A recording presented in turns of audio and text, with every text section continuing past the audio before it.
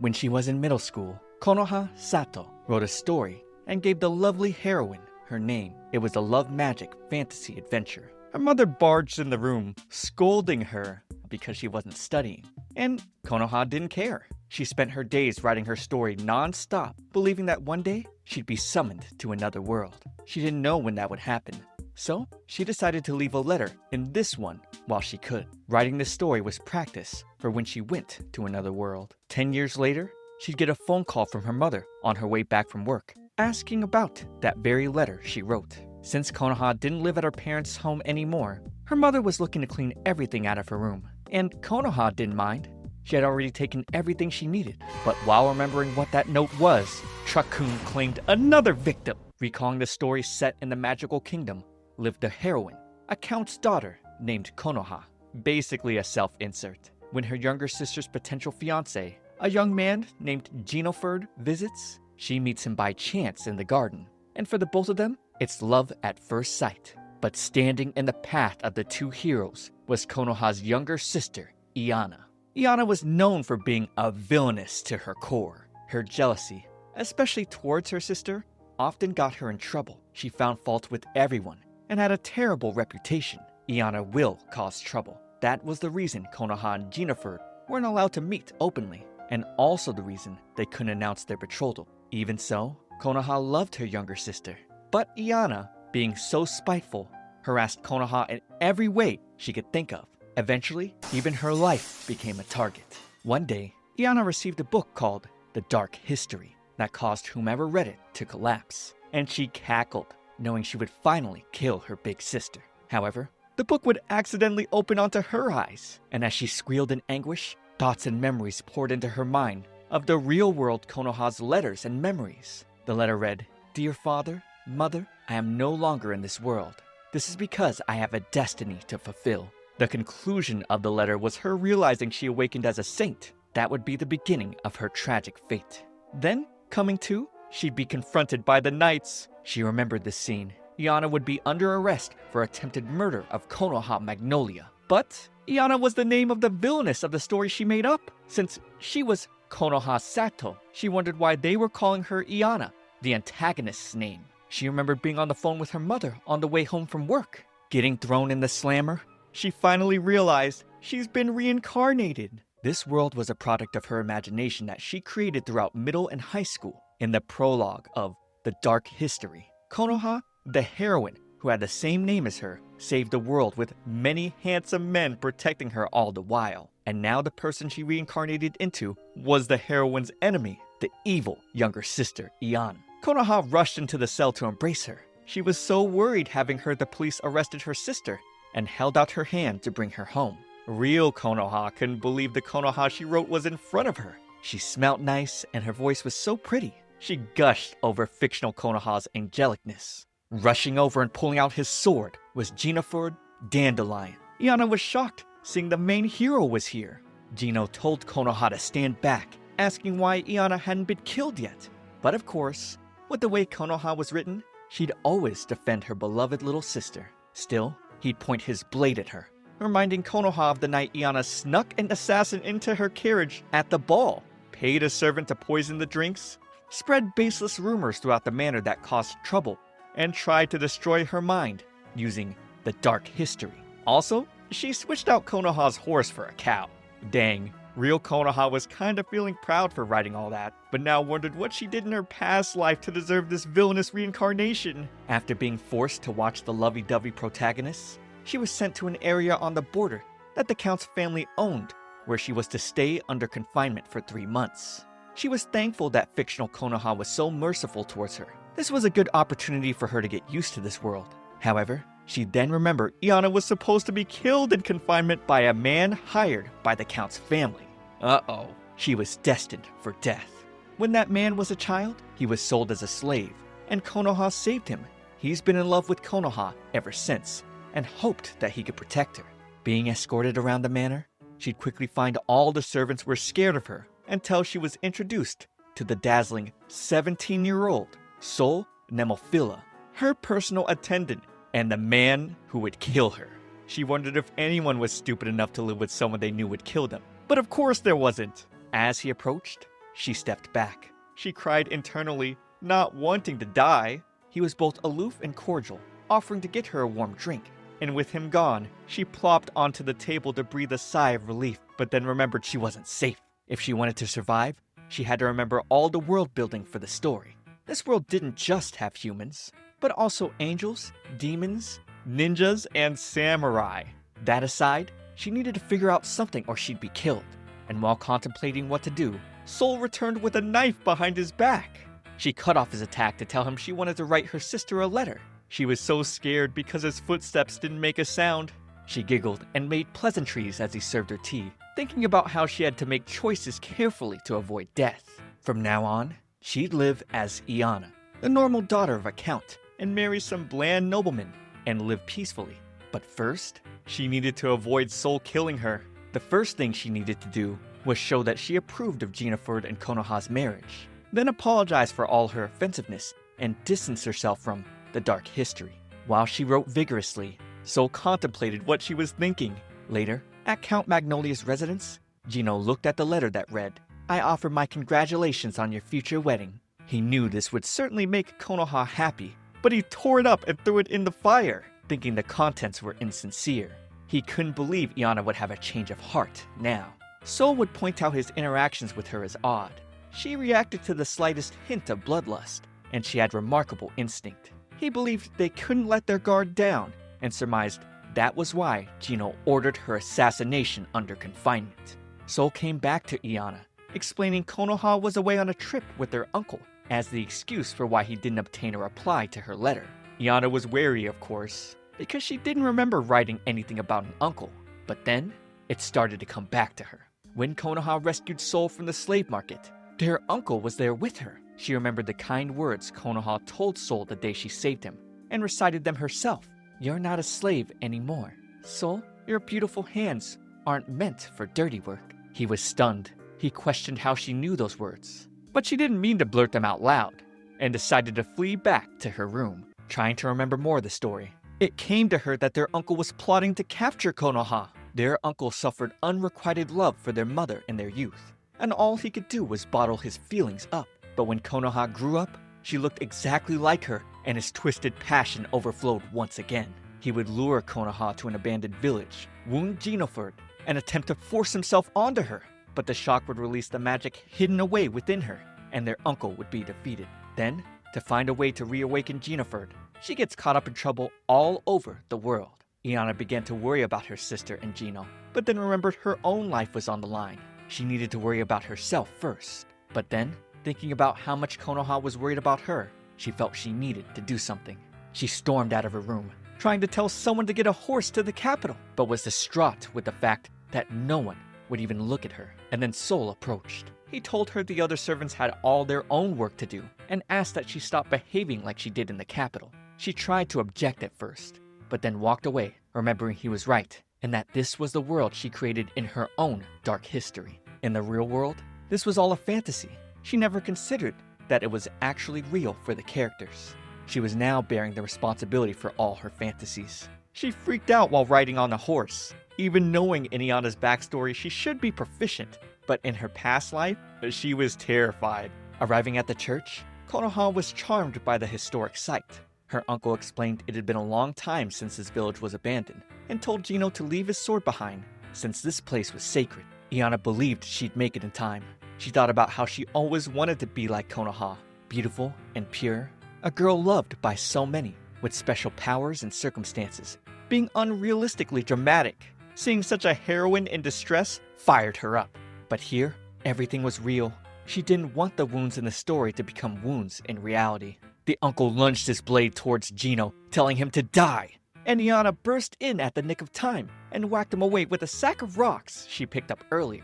She was glad she made it. Gino would be a little caught off guard, hearing Iana telling him to look after Konoha. Soon after, the uncle tried to attack her instead, but Soul would come to the rescue. He'd say, "Should the daughter of a noble be confronting a ruffian? It's quite unseemly, Lady Iana." He was so dashing in her eyes. She pulled away, and we learned he'd been following her since she left the manor. She felt guilt knowing the characters committed crimes that she had written in this story. Perhaps a bit self-indulgent, but she wanted to feel the weight of this responsibility. Gina would approach her later, asking if she knew about her uncle's fixation with Konoha, and if that was why she was protecting her in secret. He believed she didn't want him to become Konoha's fiancé to agitate her uncle's feelings, and figured that was why she opposed their marriage. Real Konoha knew that wasn't it, and that his naive interpretation was so far off, but maybe that meant she successfully changed the dark history. She felt relief, knowing she no longer had to die. Sol then came by to thank her as well, coldly saying he wouldn't have been able to resist killing anyone who harmed Konoha. This event was bad in a new way. In the story, this incident caused Konoha's magic to awaken, and that allowed her to escape the disaster that had befall her later. But since Iana saved her, that hasn't happened. So, if something happened to Konoha and Sol suspected her, he'd definitely kill her. She had to protect Konoha from now on. 1 month after becoming Iana, she was still having a rough time adjusting. She gushed over the beautiful view of Barbara Forest, but suddenly felt like she'd forgotten something really important. Arriving at the location, Konoha brightly greeted her. They were going to see the flowers today. Gino gently grabbed Iana, trying to lead her to where they were going, and she'd stumble on a rock so he romantically held her? This was her ideal high-spec man. Sol entered scene, telling her not to cause trouble for Jennifer, and that he'd show her the way from here, offering his own hand. His icy gaze was so cold. If Jennifer was the Flame Knight, then Sol was an Ice Butler. Sol was a lonely assassin and beautiful as a doll. For Konoha's sake, he's taken on the appearance of a butler to keep an eye on her. As he told Iana there was no need for thanks because this was simply his duty, she thought of him as her ideal form, the man she poured all her aesthetic sense into. He's super scary to her, but she somehow found that appealing. Dang, I think a lot of my viewers would like him. That aside, she made up her mind. She'd protect Konoha so that nothing bad happens to her, and she'll survive too. Back in middle school, the real Konoha absolutely believed she would be summoned to another world. One day, her mother asked if she had a crush on anyone, and she did. Living somewhere far away was her fiancé, Jennifer. Her mother shuddered, thinking it might be an international marriage. But no, it was obviously a marriage in another world. Never getting summoned, she forgot her dark history, and through reincarnation, she of course became Iana. Too excited about her outing with Konoha, Iana accidentally knocked over her sister, and numerous guards showed up from the bushes to protect her. The love of the people of this world had for her was so strong. Iana was terrified of what would happen if they ever became suspicious. Worse, she feared what Sol would do if he suspected her.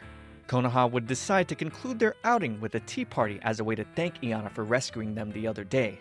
Iana was charmed by the sparkle and glitter of the angelic heroine and main hero. Sol then served them the tea, which was made with the highest quality leaves grown in their lands. It smelled so nice. In her previous life, the real Konoha wasn't even making her own tea, being too exhausted after work. She had to buy pre-made ones. And now, it felt like her anxiety was melting away. When a bunny appeared from the bushes, the sisters were gushing at how cute it was. Konoha was truly happy getting to spend time with her sister like this. And Iana was stunned by how adorable her sister was. Konoha then walked over to some blooming violets, and Sol quickly warned her to get away from there.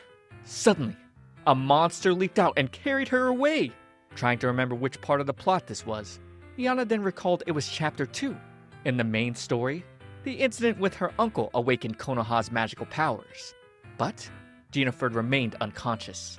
To heal him, she headed to Barbara Forest in search of herbs needed for his medicine. After obtaining the herbs, Konoha and her companions ran into a monster on their way back home. In middle school, the real Konoha began learning about various things, and she battled a variety of fantasies while writing chapter 2. She found it hard telling others these things, and if they were to be given a color, they'd be a blushing pink. When a beautiful female lead was left flustered and blushing, hearing words like brute, beast, and sadist, this was a period in which her mental censor was easily triggered. She became curious, and although she didn't want to admit it, her conflicting feelings gave rise to this highly erotic monster. Seriously, what kind of story was this girl even trying to write? When Sol appeared behind her and asked what was wrong, Iana was jittering as she mentioned she was trying to remember some things about the monster. Jennifer then asked for help. This part of her dark history was extremely embarrassing, but if Konoha gets hurt, Sol would kill her. Not wanting to die, Iana agreed to tell what she knew about the monster. They were around a campfire as Iana explained that the monster would observe its target first after capturing it. Since it was less active at night, this was the best time to save Konoha, because once morning came, she would be ravished in all the perverted ways book talk rates interspecies fantasy novels. But Iana couldn't say that. Instead, she told them Konoha would be devoured. Confronting Iana, Sol remembered saying it was her first time in Barbara Forest, and he questioned where the daughter of a count could possibly obtain information about monsters. Panicking, she told him she had done some research before coming to the forest, and if people around her sister were knowledgeable, it would protect her. But Sol asked why she didn't inform Konoha when they arrived. At this point, Iana realized her crisis management ability wasn't the best. Sol was obviously suspicious of her. Jennifer then came to the rescue, asking her to guide them to the monster's lair, and she thought once Konoha was safe, it would help convince Sol of her innocence. When they got close, Jennifer asked her to wait behind with Sol because he didn't want to put her in danger. He promised to save Konoha, even if it cost him his life. Iana didn't mind waiting, if it would clear her of suspicion. The soldiers would rush past her to attack the monsters that suddenly appeared. That's when she remembered that the carnal beast wasn't the only monster in the Barbara Forest. Hearing Konoha scream, Iana rushed off to save her sister. Because she prevented the incident with her uncle, Konoha of course didn't have the magic to protect herself. Before the monster could devour Konoha, Iana plucked a plant and threw it at the beast. Running to her sister, Iana thought about how she didn't want to die and wanted to stop playing the unfortunate role of villainess. She just wanted to live a peaceful life. Iana would use her body to shield her sister. Wait, what was she doing? She worked so hard to avoid dying, only to choose the death route herself. Before the beast's claws could shred her, that's when Jennifer and Sol would attack the beast. It slapped Iana with its tail as it turned to get away. Jennifer ordered his men not to chase it too far. He covered Konoha with his coat, apologizing for letting such terror befall her. But Konoha believed he would come to save her. Just thinking about him made her fears disappear. While Iana was excited that Konoha and Jennifer were alright, Sol would carry her in his arms. She became flustered, saying she was fine and just needed a little rest. As the sun rose, Sol told her of the man-eating flowers that were active in the morning, and that if she wanted to be attacked, she just needed to let him know. He was basically encouraging her to give herself up. As the tea party came to an end, Iana was convinced that even if the story changed for Konoha, the events she wrote in The Dark History were absolute. But since she was still here, even though she was meant to have died, she had no idea what would happen in the future. At Count Magnolia's residence, Jennifer rescinded the order to assassinate Iana. He felt he had misjudged her and asked Sol if he thought differently. But Sol couldn't give a clear answer, replying only that if Jennifer gave him an order, he would follow it. 2 months later, Iana received a letter from her mother. Sol suspected it was permission to return to the capital, since her 3 months of confinement were nearly over.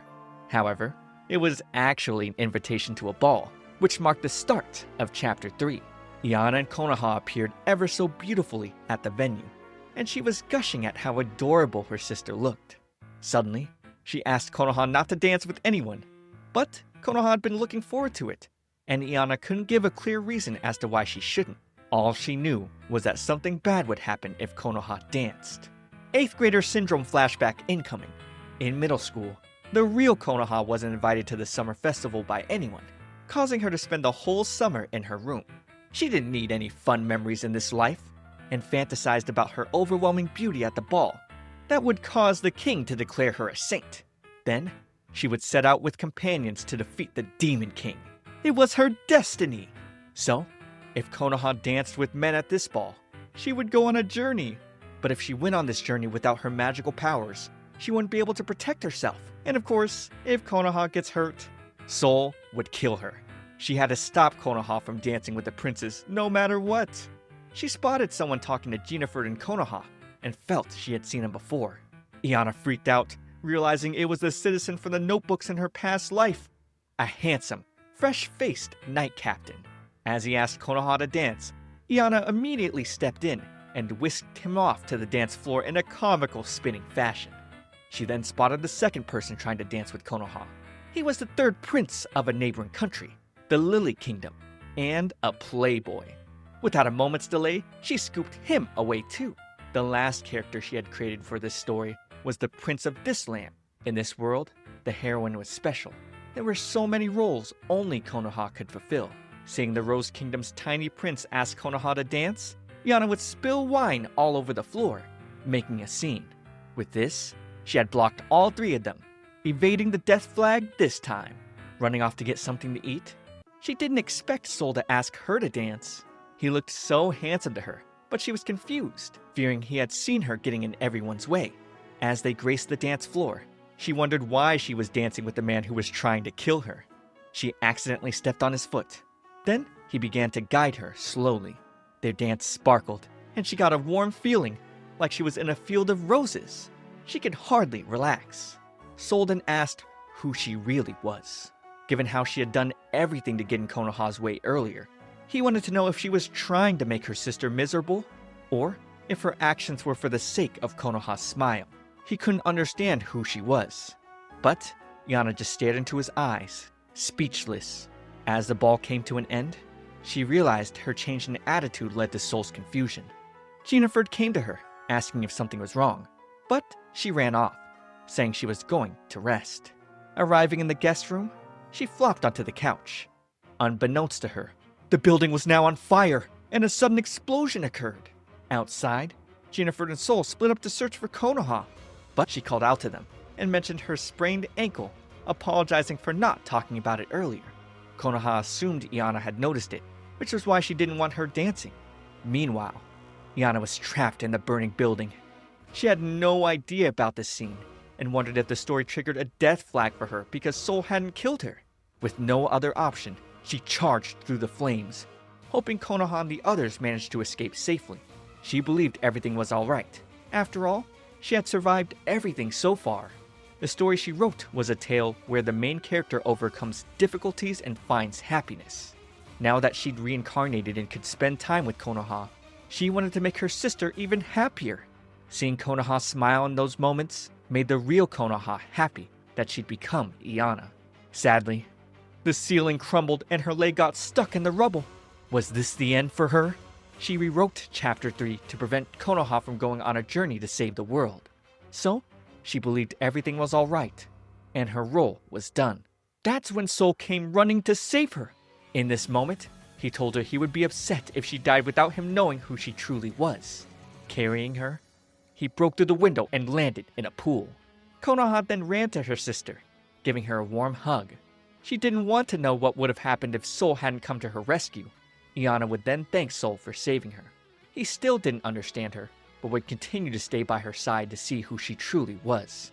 It wasn't about to get any less dangerous for her. But she couldn't tell if her heart was racing because of danger or because of Sol. However, she'd see for herself what lay beyond the dark history. Iana was being treated to cake. Jennifer would then ask Sol to serve her some of the new herbal tea. She was having the best piece, and these cakes were delicious. Konoha told her she had a bit of cream by the side of her mouth, making Iana feel a bit embarrassed. She helped her sister wipe it, and her warm demeanor filled Iana's heart with so much love. That was the ideal heroine for ya. Konoha was so kind and adorable. Iana just loved her to bits. Jennifer couldn't help but remark on how both sisters got along so well. Iana saw him as so cool and just way too handsome. As the main hero, he was the embodiment of all of Iana's preferences. There was one more person. While wiping a knife, Sol told Iana there was some apple pie and asked if she wanted some. But she'd scream in fear, asking if the knife was for cutting the pie. Sol was the assassin who killed Iana in Chapter 1 of the Dark History. Even if she rewrote the story now, he'd maintain his butler persona to keep an eye on her. And if Konoha came to the slightest harm, he would find her suspicious and kill her. Because of this, Iana had no other choice but to keep her sister safe. Sol would then tell her she had a visitor. A charming, handsome man walked in, happy to see her and noting that it had been a while. Konoha referred to him as Yomi and asked if he had finished his studies abroad in the Lily Kingdom. On the other hand, Iana had no idea who this was. According to Konoha, their fathers were good friends, so they'd been friends since childhood. Jennifer shook Yomi, recalling they had met at a party before. Iana figured Yomi must have come to see Konoha, but he decided to say hi to her. Yomi would then approach her, letting her know he was back, and she welcomed him. Hearing the girl he loved welcome him back really made him the happiest. Iana was flush, especially since everyone had hated her since her reincarnation, so it made her a little happy to hear the words, "the girl I love." Then it clicked in her head that there was someone in the story who was in love with the villainess. A character who loved someone other than the heroine wasn't her usual style. She'd remember it. In her mind, the heroine reigned supreme, so all the handsome men eventually flocked to her. But at some point, she noticed a change in herself. Her friends gave her a manga where the heroine, a commoner, was suddenly summoned to the castle as a princess, and 12 suitors all competed to be her prince. All the princes were so hot, but some were still awful. The demon prince was there to kill the princess, and all he did was get in the way. From elementary school through her early teens, the ones she poured her love into were the princes who loved the heroine wholeheartedly, or heroes who forged ahead with justice and seemed to be made of kindness. From that, it was clear Iana had leaned towards high-spec righteousness. But from her mid-teens onwards, characters that awakened to evil began to appear instead. She felt being killed by a handsome man would be nice. And so, having awakened to the lure of evil, she added another villain to the middle of the dark history. Yomi Black Sarna. The memory slowly came back to Iana, but she wondered if Yomi was connected to any of her execution flags. He would then ask her how the matter went, seeing she was confused. Yomi whispered Konoha's name in her ear somewhat seductively. Panicking, she decided it was time to show him to his room, and she offered to handle it. Iana could now remember everything now. Yomi's role in the story was to kill Konoha. In the middle of the actual story, as Konoha journeyed to slay the Demon King, Yomi would be the man who targeted her. He resented Konoha for bringing about the execution of his beloved Iana, and saw her as his enemy. This meant Konoha was in danger, so would suspect Iana of being the culprit, and her execution would be sealed. She needed to stop Yomi. Iana was convinced that her past self was such an idiot. She decided to stay close to Yomi for a while, making the excuse that he'd forgotten how things worked here since he was abroad. Sol tried to tell her to leave the matter to him, but she insisted that Yomi wouldn't do as well with any other person than her. But more like she wouldn't do well in terms of preserving her life. Yomi also preferred to be with her, considering they'd known each other since childhood, and there were so many things only the two of them could talk about.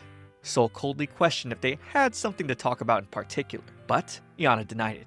Dragging off Yomi, she said they were simply going to talk about his studies. She needed to keep Yomi away from everyone before he would say something he shouldn't. Iana let him know that she had put her hatred for Konoha behind her, but asked him not to mention it to the others. Right now, she absolutely loved her sister. Meeting such an angel gave meaning to her reincarnation. Yomi thought she had to be joking, especially since he sent her the dark history to kill Konoha. The Iana he knew made such a cute face when she thought about killing her sister, and he had to gush over it. She was like a queen from the land of the dead, ascending into the heavens. He rambled on about how she was like an elegant, poisonous blossom, but she told him to wrap it up. However, he was only just scratching the surface. Still, Yomi admired the way she stood on her own and worked on her goals. Even if she was reviled by all, his love for her was eternal. When Iana was with him, he wanted her to be her normal self. She tried to tell him this was the real her, and Yomi freaked out and assumed she had forgotten who she was because he went to study abroad.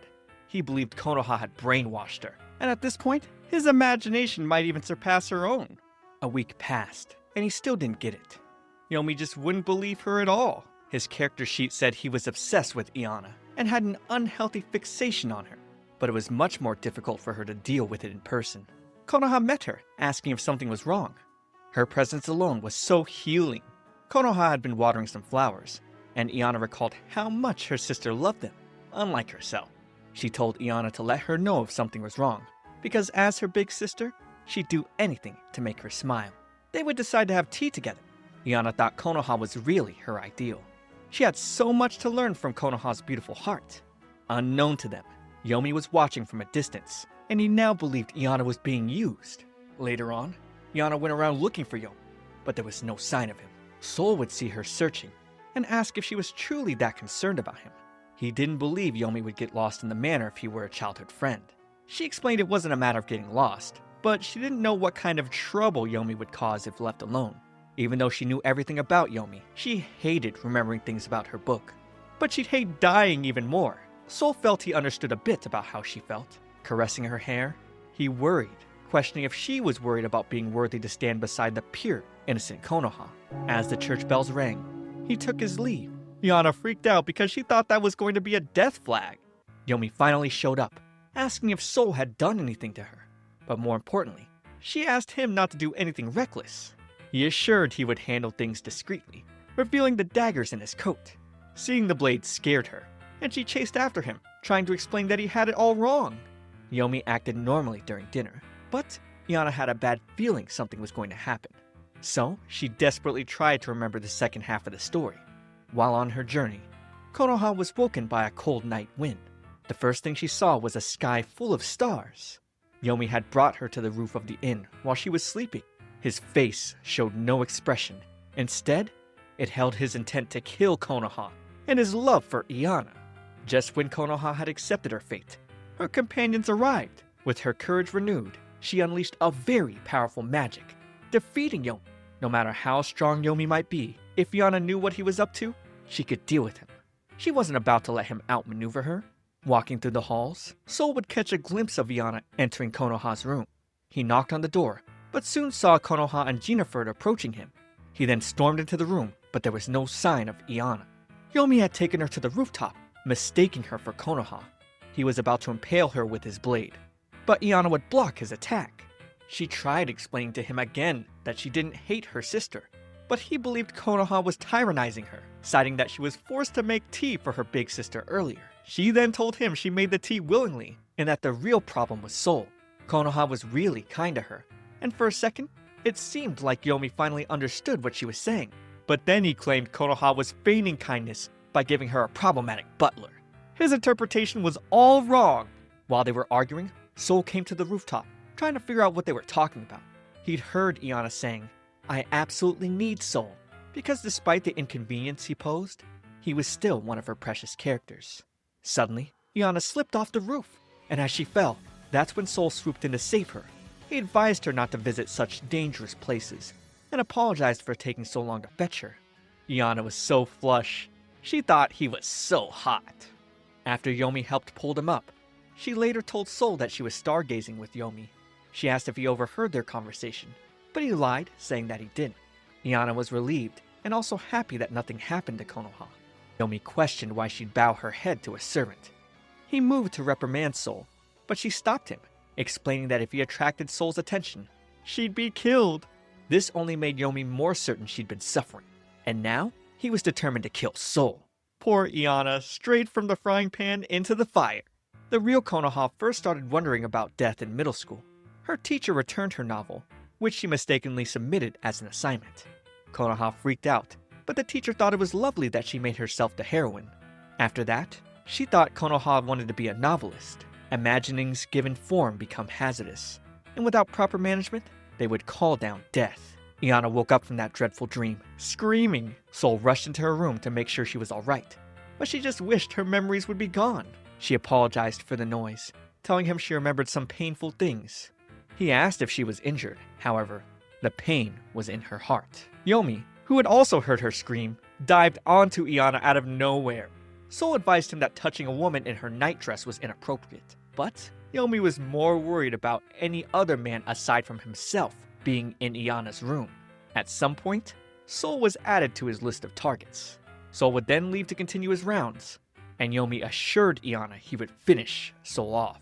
But this would definitely lead to another death flag for her. If she didn't stop him completely, it was all over. If Yomi killed Sol, 1. There would be a search for the one who killed him and made Konoha sad. 2. They'd find out Yomi did it for Iana's sake. And 3. They'd suspect Iana of masterminding it and execute her. If Yomi failed to kill Sol, then 1. Yomi's attempt to kill Sol would be exposed, and 2. They'd suspect Iana masterminded it and execute her. It was lose-lose either way if she didn't find a way to stop him. While Sol served tea and cake to Konoha, Iana would spy on them, noticing that Yomi was nowhere nearby. She thought she had remembered everything in the dark history, but she wasn't really confident about the stuff outside the main story. Suddenly, Yomi cast a spell, creating a wind that blew Konoha's tissue away. As Sol ran to retrieve it, Yomi cast another spell, causing a strong wind to blow Sol into the sky. Despite that, he landed gracefully before Iana, asking if something was the matter, but she was more worried about him. She tried to make sure he was alright, which made Sol ask if she was concerned about him. Iana became scared, thinking that he was already suspicious of her. He assured her that he was not experiencing any difficulties. His attention quickly turned to Konoha, who told him that she was going to fetch someone. He had sensed a suspicious presence earlier, but was too slow to respond. Sol suspected it was magic that blew him away, but it was plausible that it was also a sudden gust of wind, since there was supposedly no one in the manor who could use magic. But Iana freaked out, knowing there was someone. If things followed the plot of the book, Konoha's magic powers would have awakened by now. So,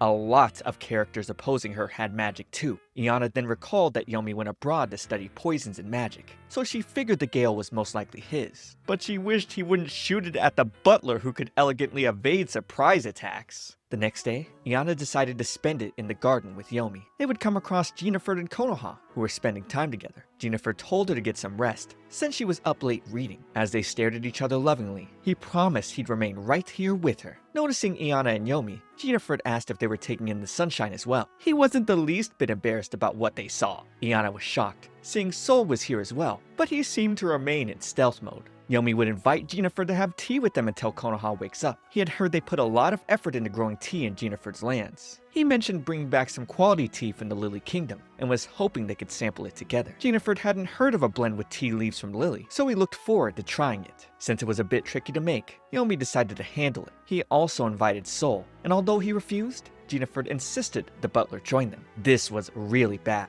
After all, Yomi knew a lot about poisons. Iana was sure that the tea he had just made was definitely poisoned. She pretended to trip, spilling the tea in the process. When she apologized to Yomi, he figured she just didn't like the idea of using poison. She wished he could at least betray her expectations a little. Sol would come over to clean up the mess, but he noticed a strange scent. Iana quickly tried to get him to look away from the poisoned tea. Considering he was an assassin, if he got a good look, he would easily catch on. They got distracted by Konoha sneezing, and using that chance, Iana told Sol to go get a blanket for her sister, while she would go get cleaning tools with Yomi. As she rushed off, Yomi held her with sweet charm, suggesting they take their time so she wouldn't fall. His hands were very gentle as they touched her. As a member of a Count's family, Yomi has had a thorough education. He might be a villain, but he wasn't rough or stupid. He lacked confidence during his childhood, and his siblings made fun of him. And though those around her spoke ill of her, the villainous Iana stood tall. Aside from his connection to Iana, Yomi was such a great guy. He had great social status, great looks, and a great personality. Iana wondered why he fell in love with someone like her. Then, realizing it was because she wrote it that way, it was criminal. The heroine was being targeted by her handsome childhood friend. Then, she suffered because she had to defeat said friend. And then, her heart was healed by the handsome men surrounding her. In order to fulfill those plot points to her satisfaction, Yomi's only fate was to die. Thinking about it now, Iana thought of her previous self as utter scum for thinking up such a horrific plot. Though at the time, she was unhappy about a lot of things. Back then, she desperately wanted to be treated like a heroine. Now, Iana felt like she didn't have the right to be exasperated with Yomi. As she tried to talk him out of his evil plans, he would embrace her warmly and assume she was trembling because she was afraid of Sol. He let her know that the magic he set up would be activated now. While her brain was still trying to process what she had heard, an explosion went off in the distance. Iana then rushed off to the scene. Yomi's magic was likely not very strong. At best, it was average. It wouldn't pose a threat to Konoha if her magic was awakened, but right now, she was vulnerable. Iana believed Jennifer and Sol would protect her sister, but if they were caught unaware, it would be terrible. In the garden, a plant monster appeared, throwing Konoha to the side.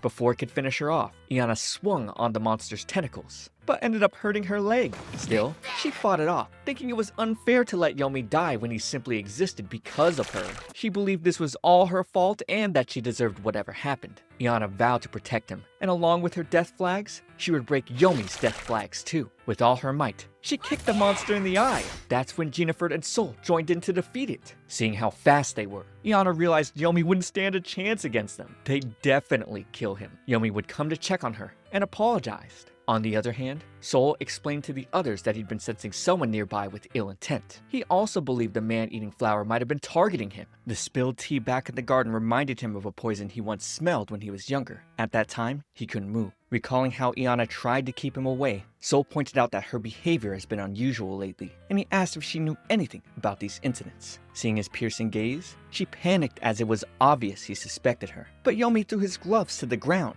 confessing to his crimes. He wouldn't tolerate an ounce of suspicion against Iana. He asked Sol to pick up the glove and officially challenged him to a duel. Iana hoped Sol wouldn't accept the duel. He was a cool-headed assassin and could settle it through assassination attempts. She didn't remember writing him to be a hot-headed man. However, Sol picked up the glove, accepting the challenge. Iana kind of understood why he accepted. Since the man-eating flower put Konoha in danger, he must really be angry, even though it didn't show on his face. Whatever the case, this was a story she wrote, so it was impossible for a villain to win against a heroic character. Before she could stop it, Konoha begged them not to do this. She believed it had to be a misunderstanding, urging that they talk it through and not hurt each other. She stood between them. Then, Iana realized that the heroine's power was impossible to refute. Konoha's voice was the voice of authority. Iana cheered her sister on with all her might. However, Yomi didn't see any point in talking things out now, and if Konoha were to interfere, he threatened to throw his second glove at her face. Sol was now enraged, slashing to get Konoha out of Yomi's grasp,